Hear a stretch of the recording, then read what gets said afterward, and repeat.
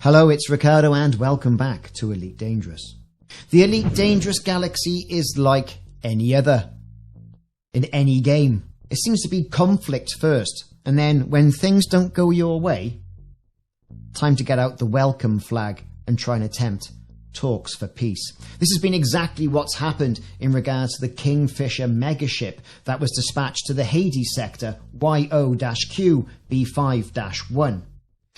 This was dispatched in the hope that academics would be able to make contact with the Thargoids. Now, Taranis was the Thargoid in question. Lay waste to the said megaship Kingfisher and its crew as well. I managed to get myself over to the Hyades Sector Y0-Q B5-1 to try and get hold of the logs from this ill-fated megaship. They are voice acted as well, and we'll discuss this right now.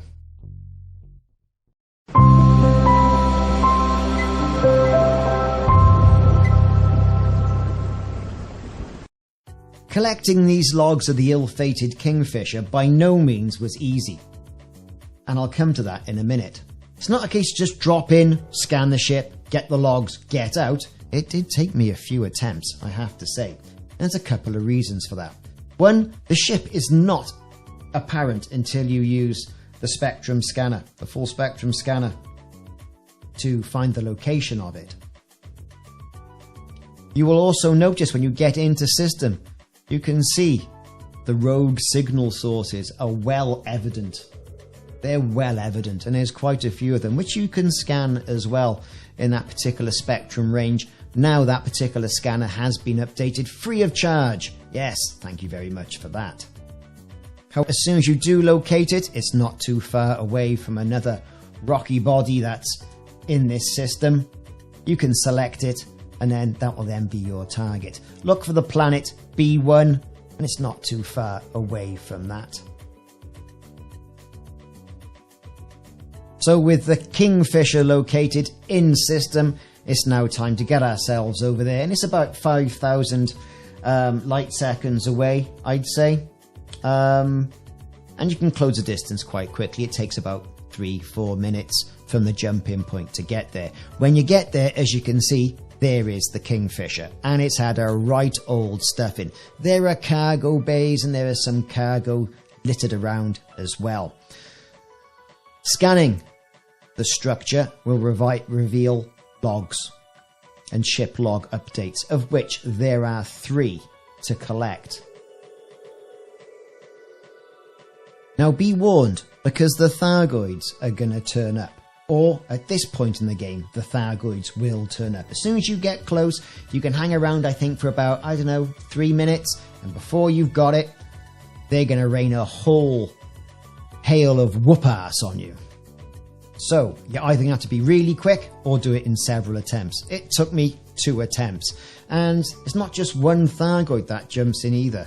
Even if you try zipping off, with your boosters, they're still going to come after you. It gets nasty real quick. With all that being said, Thargoids are going to turn up. There is some cargo to pick up, as you can see, and there are 3 ship log uplinks to scan and get logs. I'm now going to play the logs. So this is spoiler alert. If you've got any intention of going here and listening to the logs and you want to be surprised, then now might be the time to switch off. Okay? But hey, the ship logs are there, they're not too hard to find, and there's only 3 of them. So, here we go. Here is your spoiler alert.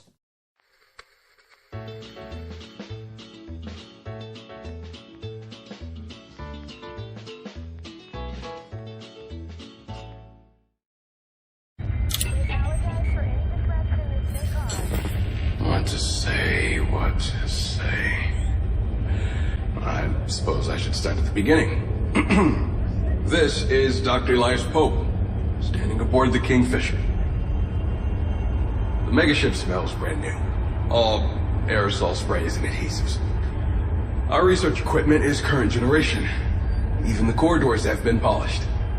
Alton Chase sure kept his word. Everyone on board is excited about the mission ahead of us. we've been given the chance to make history. This ship, carrying over 3,000 supporters of the Thargoid Advocacy Project, aims to greet the first of the rogue anomalies headed towards the core systems, Taranis. We want the first human ship it meets to be one of peace, not war. My role is to lead the team seeking to open communications with the Thargoids. Now, we're hardly going to strike up a conversation anytime soon. We don't even know whether the aliens recognize human communication methods, but we have some ideas. There are multiple methods of sending messages without a shared language. My team has proposed various data sequences, audio cues, light patterns, and such. If we can establish any level of response, then we'll have something to work with. Imagine the incredible opportunities for both our species if we can make contact. True contact. Not just an exchange of weapons fire. If they heard us... I get goosebumps just thinking about it. Our jump to intercept Taranis is scheduled for an hour's time. I'll update when we arrive.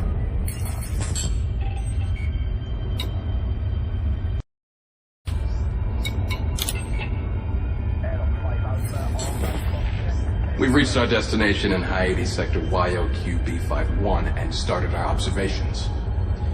So far, we've been unable to make much headway. The Taranis signal has decelerated, but our calculations indicate it will still pass us by at a velocity too fast for any meaningful contact unless we get its attention. We're transmitting algorithmic comms, binary encoded hails, and a series of harmonized whistles that don't occur naturally in the galaxy's electromagnetic makeup. To little noticeable effect, I should add. Our readings confirm Professor Palin's theory that the signal source is massive.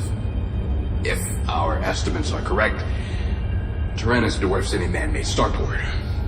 We remain hopeful that the signal has a non-military purpose, but we cannot ascertain its motives through long-range scans alone.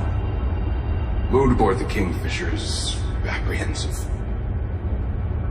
I believe it is dawning upon the crew that while we truly wish to make peaceful contact, Thargoids themselves may not be listening.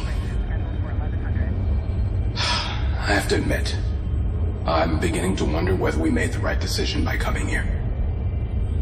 If only we had a sign that our efforts meant something.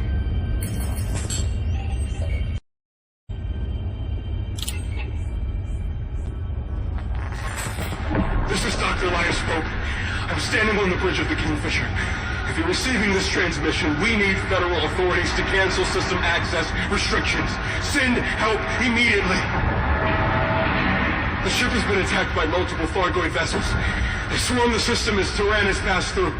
We are defenseless. After days of silence, we heard a noise from the Taranis signal moments before it entered the system. I don't have time to analyze it properly, but the Thargoid ships appeared moments later. This mission was doomed from the start. We hoped they would listen, but I don't know whether I should use one of the remaining escape pods. The helmsman claimed they saw others that were jettison being collected by Thargoid ships. My assistant, she's praying to a God she doesn't believe in for a miracle that can't happen. I'm thinking of joining her. It wasn't supposed to be like this. Well, it's not looking good, is it, for humanity in the elite dangerous galaxy? They send the welcome wagon out with all the sounds and the lights. We all seen Independence Day, we all knew how that went. And it didn't work, because let's face it, the Thargoids gave them a good stuffing. What did they think was going to happen? We have been shooting the Goid for absolutely years. And what have they done?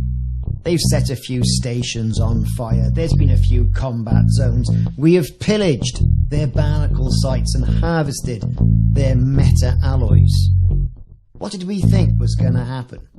So when Taranis does finally make system fall, that coincides with update 14 on the 29th of November 2022, you can probably be assured there's going to be a little bit of Thargoid combat going on. Anyway, I've been Ricardo. Thanks very much for watching. I hope you've enjoyed this video about the Kingfisher logs. I enjoyed doing it, to be honest with you. All excited for update 14? I'll see you soon. Like and subscribe if you haven't already done so.